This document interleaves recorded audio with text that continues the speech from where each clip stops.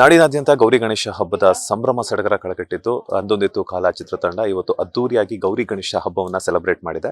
So ಇದೇ 29ಕ್ಕೆ ಕರ್ನಾಟಕದಾದ್ಯಂತ ಅಂದೊಂದಿತ್ತು ಕಾಲ ಚಿತ್ರಮಂದಿರಗಳಲ್ಲಿ ಪ್ರದರ್ಶನವಾಗುವುದಕ್ಕೆ ಸಜ್ಜಾಗಿ ನಿಂತಿದೆ. ಸ್ವತಃ ಈ ಒಂದು ಚಿತ್ರದ ನಾಯಕ ನಟರಾಗಿರುವಂತಹ ವಿನಯ್ ರಾಜ್ಕುಮಾರ್ ಅವರು ನಮ್ಮ ಬಾಸ್ ಟಿವಿ ಜೊತೆ ಮಾತುಕತೆಗೆ ಸಿಕ್ಕಿದ್ದಾರೆ. ಅವ್ರನ್ನ ಮಾತನಾಡಿಸ್ತಾ ಹೋಗ್ತೀನಿ. ಸರ್, ಮೊದಲನೇದಾಗಿ ನಮಸ್ತೆ, ಗೌರಿ ಗಣೇಶ ಹಬ್ಬದ ಶುಭಾಶಯಗಳು. ಅಂಡ್ ಹೇಗಿದ್ದೀರಾ? ಚೆನ್ನಾಗಿದ್ದೀನಿ. ನೀವು? ನಾನು ಸೂಪರ್ ಆಗಿದ್ದೀನಿ. ಅಂಡ್ ಗೌರಿ ಗಣೇಶ ಹಬ್ಬ ಅಂದ ತಕ್ಷಣ ನೆನಪಾಗುವಂಥದ್ದು ಏನು? ಗೌರಿ ಗಣೇಶ ಹಬ್ಬದ ನೆನಪಾಗೋದು ಅಂದ್ರೆ ಗೌರಿ ಗಣೇಶ ಹಬ್ಬ ಅಂದ್ರೆ ಒಂಥರ ಎಲ್ಲರಿಗೂ ಇಷ್ಟವಾದ ಒಂದು ಹಬ್ಬ.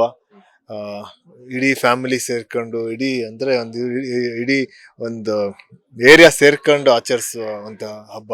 ಆಮೇಲೆ ಈ ಹಬ್ಬ ಏನಂದ್ರೆ ಬರೀ ಮನೆಯಲ್ಲಿ ಇರಲ್ಲ, ಈಗ ರೋಡಲ್ಲೂ ಹಬ್ಬನ ನೋಡ್ಬೋದು. ಗಣೇಶ ಹಬ್ಬ ಅಂದ ತಕ್ಷಣ ಇಡೀ ಊರೇ ಅದೊಂದು ವಾತಾವರಣ ಇರುತ್ತೆ. ಸೊ ತುಂಬಾ ಖುಷಿ ಆಗುತ್ತೆ.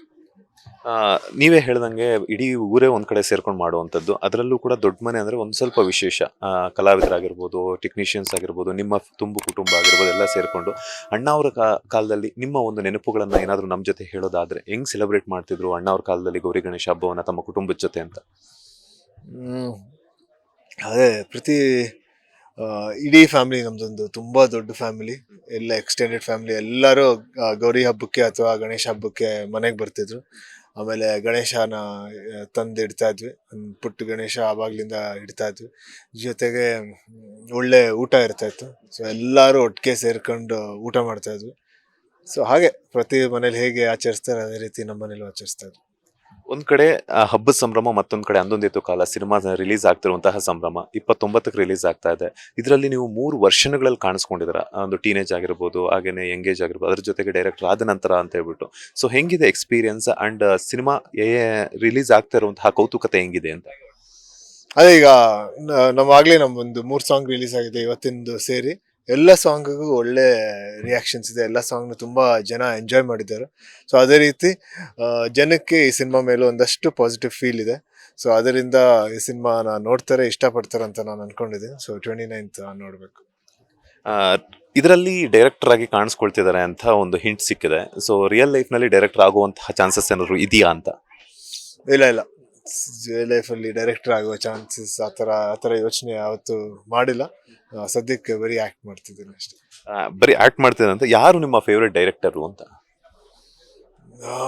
ಫೇವ್ರೆಟ್ ಡೈರೆಕ್ಟರ್ ತುಂಬಾ ಜನ ಡೈರೆಕ್ಟರ್ ಇದ್ದಾರೆ ಕನ್ನಡದಲ್ಲಿ. ಅಂದ್ರೆ ನಂಗೆ ಉಪೇಂದ್ರ ಅವರು, ಆಮೇಲೆ ಕಾಶಿನಾಥ್ ಅವರು, ಈಗ ಹೇಮಂತ್ ರಾವ್ ಅವರು, ಆಮೇಲೆ ರಕ್ಷಿತ್ ಶೆಟ್ಟಿ ಅವರು, ಸೂರ್ಯ ಅವರು, ತುಂಬಾ ಜನ ಇದ್ದಾರೆ. ಸರ್, ಇದರಲ್ಲಿ 3 ಶೇಡ್ಗಳಲ್ಲಿ ಕಾಣಿಸ್ಕೊಳ್ಳೋದ್ರಿಂದ ಒಂದು ಟೀನೇಜ್ ಅಲ್ಲೆಲ್ಲಾನು ಕೂಡ ಬಿಯರ್ಡ್ ಆಗಿರ್ಬೋದು, ಅದ್ರ ಜೊತೆಗೆ ಗಡ್ಡ ಎಲ್ಲ ತೆಗಿಬೇಕಾಗುತ್ತೋ, ಅದೊಂದು ಎಕ್ಸ್ಪೀರಿಯನ್ಸ್. ಹಾಗೆ ಯಾಕಂತಂದ್ರೆ ನೀವು ತುಂಬಾ ಹೆಂಗಾಗಿ ಕಾಣಿಸ್ಕೋಬೇಕು ಚೈಲ್ಡ್ಹುಡ್ ಮೆಮೊರೀಸ್ಗೆಲ್ಲ ಹೋದಾಗ. ಸೊ ನಿಮ್ಮ ಚೈಲ್ಡ್ಹುಡ್ ಮೆಮೊರೀಸ್ಗೂ ಈ ಸಿನಿಮಾದಲ್ಲಿ ಮಾಡಿರುವಂತಹ ಒಂದಷ್ಟು ಸೀಕ್ವೆನ್ಸ್ಗೂ ಏನೆಲ್ಲ ಸಂಬಂಧ ಇತ್ತು ಅಂಡ್ ಹೆಂಗಿತ್ತು ಔಟ್ಪುಟ್ ಬರ್ಬೇಕಾದ್ರೆ ಆ ಎಕ್ಸ್ಪೀರಿಯನ್ಸ್ ಹೆಂಗಿತ್ತು ಅಂತ? ಇಲ್ಲ, ಆದ್ರೆ ನನ್ನ ಲೈಫ್ ಆಮೇಲೆ ಈ ಸಿನಿಮಾದಲ್ಲಿ ಬರೋ ಕ್ಯಾರೆಕ್ಟರ್ದು ಲೈಫ್ ತುಂಬಾ ಡಿಫ್ರೆಂಟ್ ಇದೆ. ಸೊ ಅದೇ ಈಗ ಒಂದಷ್ಟು ಇಮೋಷನ್ಸ್ ಒಂದೇ ಇರ್ಬೋದು, ಬಟ್ ಸಿಚುವೇಶನ್ಸ್ ತುಂಬಾ ಬೇರೆ. ನನ್ನ ಲೈಫ್ಗೆ ಆಮೇಲೆ ಈ ಕ್ಯಾರೆಕ್ಟರ್ ಲೈಫ್ಗೆ ಕಂಪೇರ್ ಮಾಡೋಕ್ಕಾಗಲ್ಲ. ಈ ಎರಡು ತುಂಬಾ ಡಿಫ್ರೆನ್ಸ್ ಇದೆ. ಆಮೇಲೆ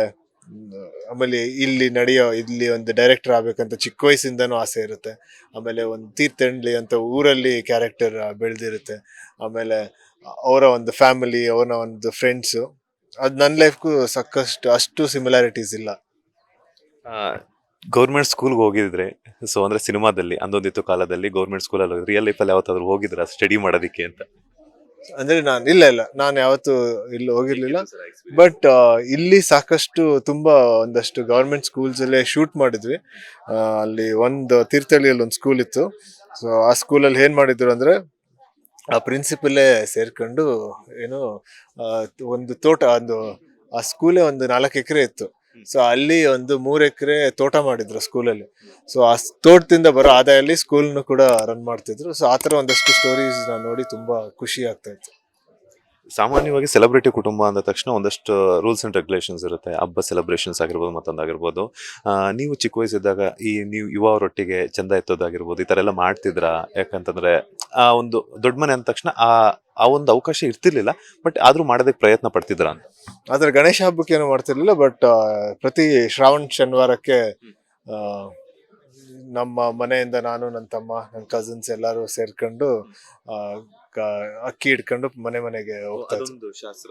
ಅದೊಂದು ಶಾಸ್ತ್ರ ಇದೆ. ಸೊ ಆ ಹಬ್ಬ ಇದ್ರ ಟೈಮ್ ಶ್ರಾವಣ ಶನಿವಾರಕ್ಕೆ ಮಾಡ್ತಾ ಇದ್ವಿ.